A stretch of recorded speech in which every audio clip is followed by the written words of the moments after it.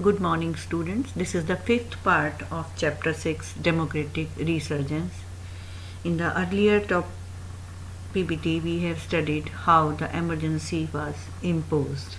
Now we will discuss about the consequences of emergency. What happened when emergency was imposed in India? Before I will tell you what happened, you should know that our constitution provides special powers to the central government during the emergency.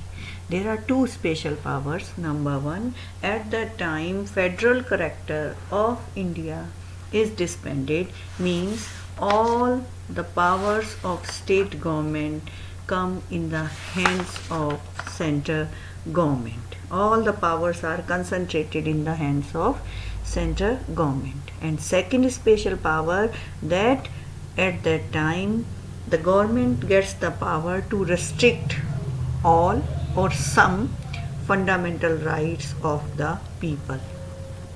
Means now the state governments cannot take any decision. The administration of all of the country comes in the hands of central government, and secondly, the people, the citizens of India are not able to use their fundamental rights. These two special powers are given to the central government when an emergency is imposed in India. What happened after 25th June when emergency was declared in India? Many opposition leaders, they were put in jail. The political condition of the country has become very tense, and government has suspended the freedom of the press. Newspapers were asked to publish the news with the prior approval of government. Means what they want to print, firstly they must show it to the government, and only then they can publish it. This is known as censorship on press or press censorship.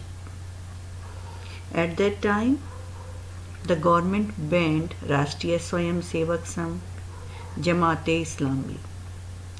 These were banned. Protests and strikes, public agitation were not allowed at that time.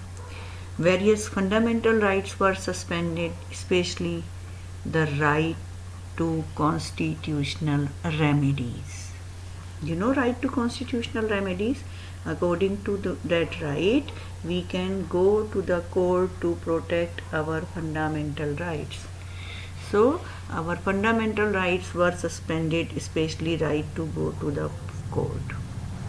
One more right of government is there, that is preventive detention. What is preventive detention? In 11th class also you have studied in the right to freedom.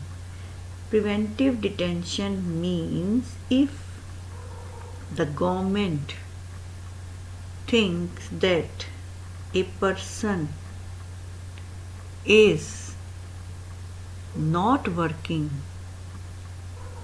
for the unity of the country, or he or she is making such type of efforts to break the unity of the country, that person can be arrested and detained without the permission of court. No permission of court was required. And during emergency there was maximum use of preventive detention. At large scale arrests were done during the emergency, and the arrested political workers were not allowed even to go to the court. So this was the misuse of preventive detention. And at that time, you know, after 1971, the elections were there in 1976, but elections were postponed because the government did not want to held the election, because at that time the political atmosphere has been changed. The mood of the people of India has been changed. It was against the Congress. So Indira Gandhi did not want to take risk of defeat of Congress. So she postponed the elections. That's all for today. Tomorrow we will meet again. Till then, take good care of yourself.